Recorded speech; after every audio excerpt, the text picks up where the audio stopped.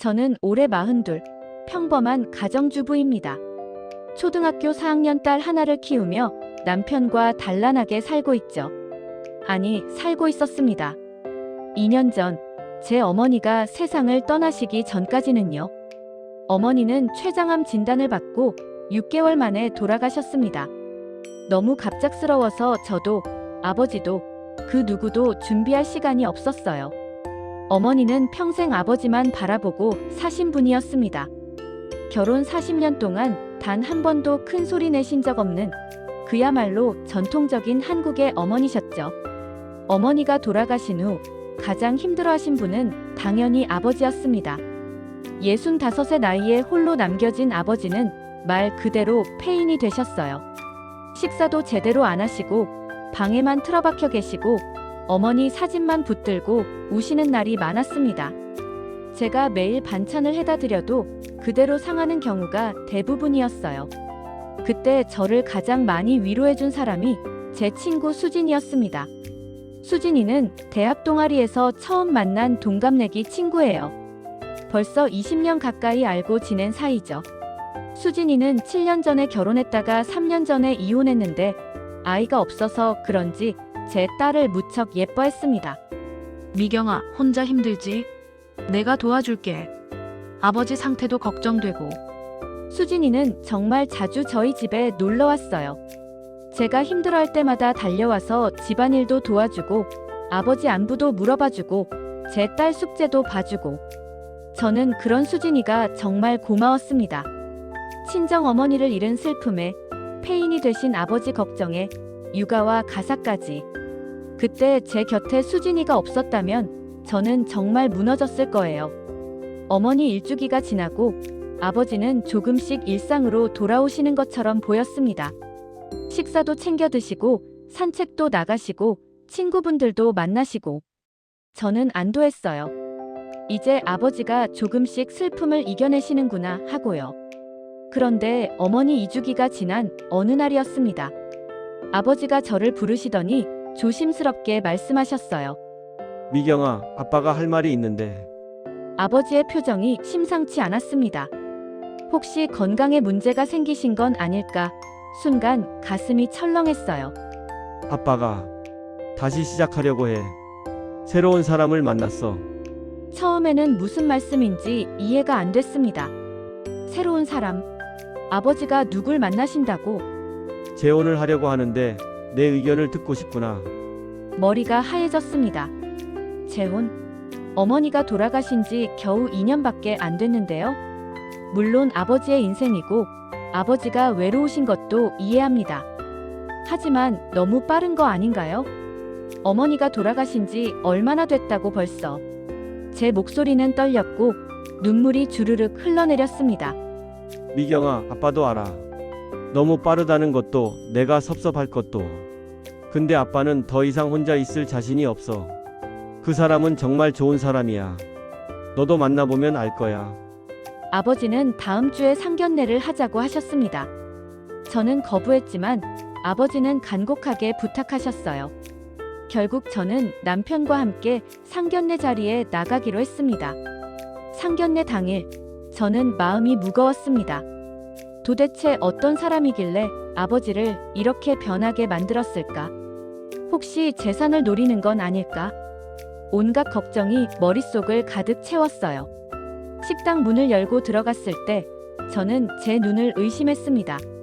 미경아, 왔어? 거기 아버지 옆에 앉아있던 사람은 바로 수진이었습니다. 제 친구 수진이. 지난 2년간 제가 가장 힘들 때 곁에 있어줬던 20년 지기 절친 수진이가 아버지의 재혼 상대였던 겁니다. 수진아, 너 왜? 말이 나오지 않았습니다. 머릿속이 하얘지면서 아무 생각도 들지 않았어요. 미경아, 미안해. 말하려고 했는데 타이밍을 못 찾았어. 아버지랑은 1년 전부터 만났어. 1년 전. 그럼 어머니 2주기 직후부터라는 얘기잖아요. 1년 동안 나한테 한마디도 안 했어?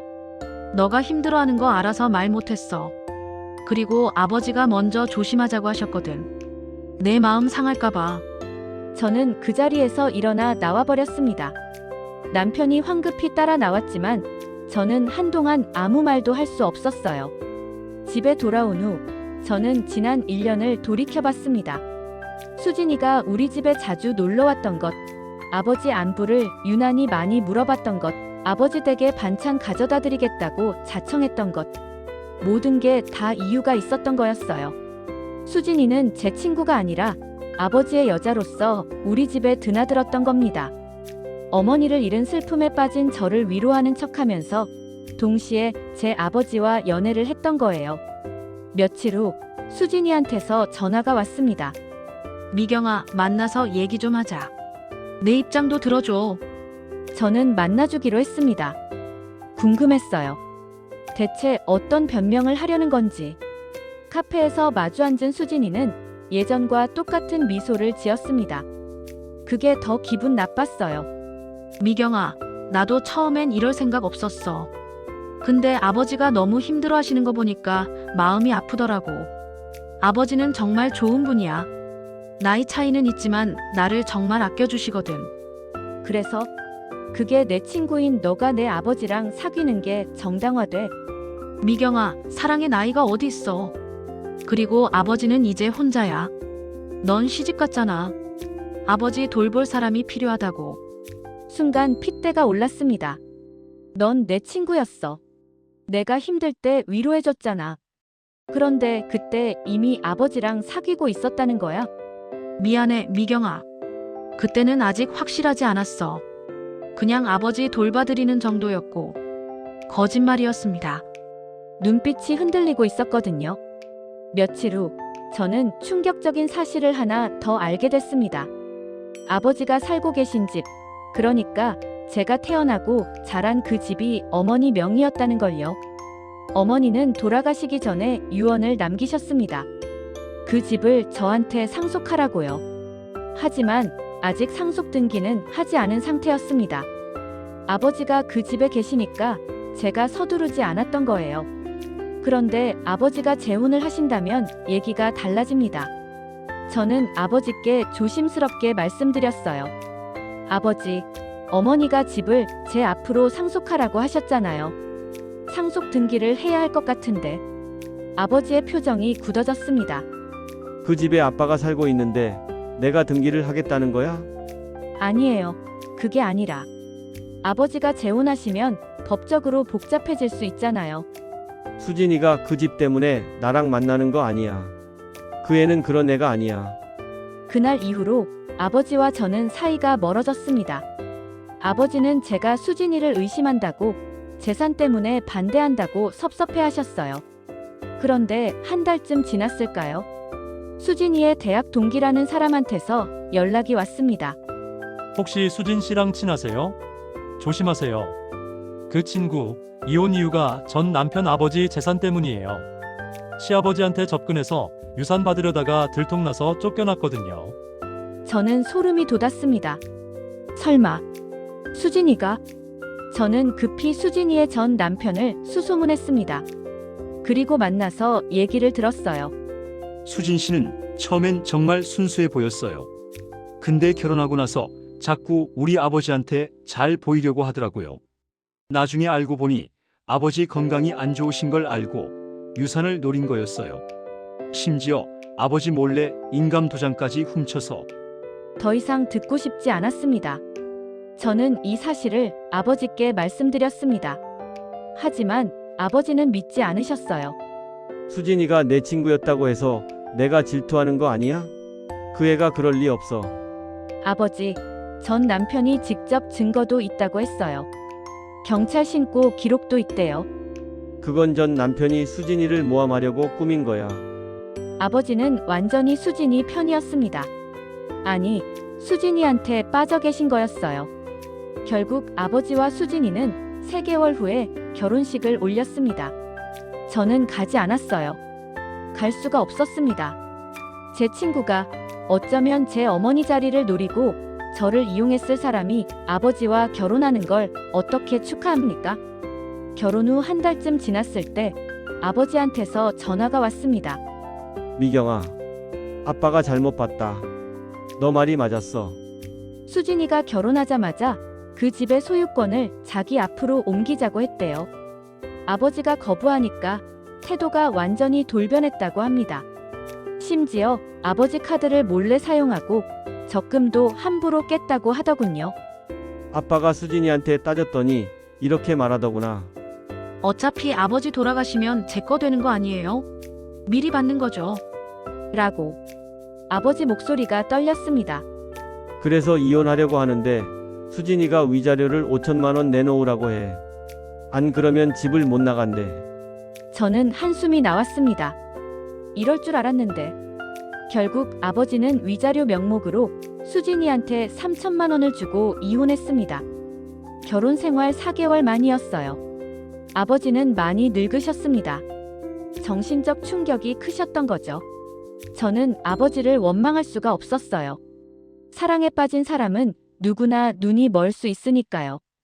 다만 제 친구였던 수진이, 20년을 함께 해온 친구, 제가 가장 힘들 때 곁에 있어준 줄 알았던 그 친구가 사실은 처음부터 아버지의 재산을 노리고 저를 이용했다는 게 너무 배신감으로 다가왔습니다.